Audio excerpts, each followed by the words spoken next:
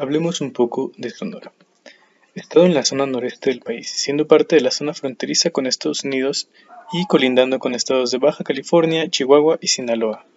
El origen del nombre de este estado es incierto. Existen distintas versiones, todas estas en tiempos de la conquista española y la evangelización. La versión más aceptada sobre este misterio es la siguiente. Según la costumbre, los españoles al descubrir una nueva región le ponían el nombre del santo del día en que había sido descubierta. Por tanto, es posible que a dicho río o a dicha región del Yaqui se le pusiera de Nuestra Señora, nombre que degeneró en Cenora o Sonora, por la sencilla razón de que ninguna tribu de la región usa la ñ en sus dialectos. Remontándonos a tiempos más antiguos de los que se tiene registro, veamos un poco de la historia sobre los inicios de este estado. Como ya lo sabemos, la zona norte del país nunca se caracterizó por ser cuna de grandes imperios o civilizaciones, a diferencia de los estados del centro-sur del país. Sin embargo, eso no significa que no haya nada interesante por mirar. Revisando los registros que se tienen, vemos que en el territorio sonorense hay múltiples grabados en piedra que datan de más de 3000 años de antigüedad, siendo estos una evidencia de las tribus nómadas que en algún momento se asentaron o cruzaron por el territorio sonorense. Sobre aquellas civilizaciones hay poco que decir realmente, pues la mayoría, como ya hemos dicho, eran pequeños grupos de nómadas que migraban constantemente. Además, luego de la pérdida de la mitad del territorio nacional, múltiples grupos indígenas que sobrevivían quedaron fragmentados por las fronteras o completamente desplazados a los territorios norteamericanos. Aún con todas estas situaciones, existen varios grupos indígenas que sobreviven hoy en día, aunque realmente con poblaciones muy limitadas. Podríamos llamar al pueblo yaqui el más importante de todos, esto debido a ser de los grupos más antiguos y el que mantiene la población más numerosa dentro del estado de Sonora. El pueblo yaqui tiene actualmente aproximadamente 33.000 integrantes. Como podemos ver, su vestimenta se siente bastante moderna para pertenecer a un grupo con tantos años de antigüedad. Esto se debe principalmente a todas las situaciones a las que se han tenido que enfrentar, lo que ha hecho que se deban adaptar para poder prevalecer. Hoy su lengua original se encuentra casi extinta, y año con año más miembros de la comunidad se alejan de las tradiciones para acoplarse a una vida en las ciudades. De las tradiciones más importantes para este grupo, encontramos la danza del venado, un ritual en el que se baila a manera de ofrenda para cuidar las cosechas. Todo esto para al final darle caza a uno de estos animales y celebrar un banquete con su carne. Hablando un poco sobre la comida dentro del estado, hay ciertos detalles que cabe la pena resaltar. Primero que nada, es adecuado indicar que Sonora es un estado en el que la ganadería es una actividad muy común. Esto por una cuestión de tradiciones, además del beneficio económico que ésta representa. Sabiendo esto, es algo evidente suponer que la carne está siempre muy presente a la hora de la comida.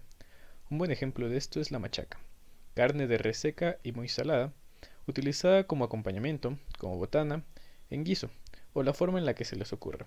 Es algo muy común de encontrar en las mesas sonorenses.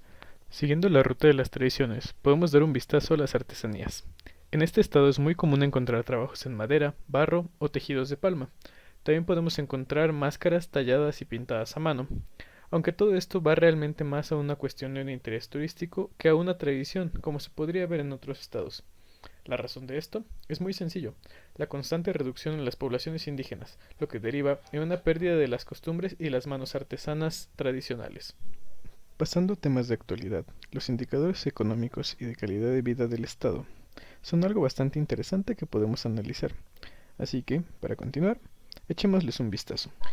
Sobre el flujo de personas que tiene Sonora, podemos ver lo siguiente. El estado presenta una tasa de migración bastante más alta que el promedio registrado en el resto del país. Esto se puede deber principalmente a la búsqueda de nuevas y mejores oportunidades fuera del estado, ya que en el estado las tasas de desempleo crecen año con año. Esto, sumando a la cercanía que tiene con los Estados Unidos, genera que siempre exista un sentimiento que invita a salir del estado. Como algo adicional, podemos decir que la gente que llega al estado de Sonora es, en su mayoría, nativa del estado, que vuelve principalmente para reunirse con su familia. No es sorpresa para nadie que los índices de emigración sean tan altos dentro del estado, pues las oportunidades son muy limitadas para el ciudadano promedio. Tomemos como ejemplo la educación. Las estadísticas arrojan que el grado promedio de estudios no va más allá del primer grado de bachillerato. Con todo esto, no sorprende que las universidades tengan una cantidad de graduados tan baja con respecto al promedio nacional. Como ya se ha dicho, en el estado de Sonora, la ganadería es una de las actividades económicas más importantes. Sin embargo, no es, ni de cerca, la más importante de ellas, pues hay otras como el comercio, la minería no petrolera y la manufactura de maquinaria. Como vemos, existe una gran variedad entre actividades primarias, secundarias y terciarias. Sabemos que Sonora no es de los estados que la mayoría de los artistas buscan como primera opción para sus giras, o los grandes festivales estén interesados en ocupar territorio sonorense. Sin embargo, eso no es impedimento para que eventos como Un desierto para la danza, Expongan Sonora o las fiestas del Pitic se lleven a cabo. Ferias y eventos culturales de gran relevancia para el territorio sonorense, los cuales invitan a conocer más del estado, su arte y sus tradiciones.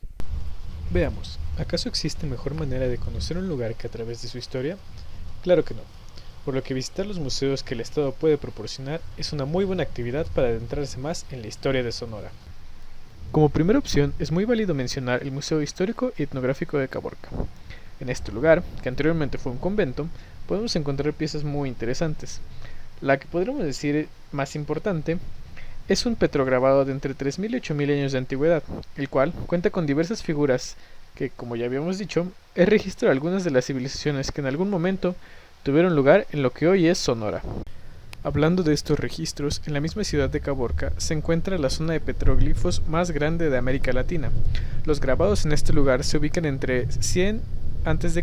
y en el 1400 después de Cristo. Como es de esperarse, el clima del estado es principalmente seco. Más específicamente, el 48% del estado presenta clima seco y semiseco, localizado en la Sierra Madre Occidental.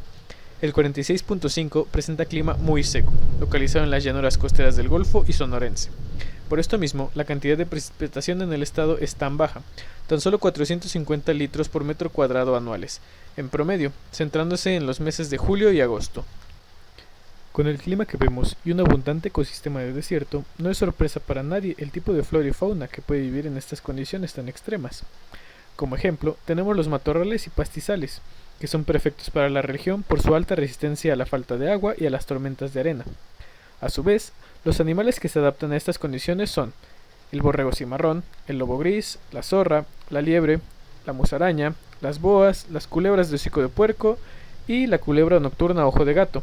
También está la serpiente real, la serpiente corralillo, la víbora de cascabel y la tortuga del desierto.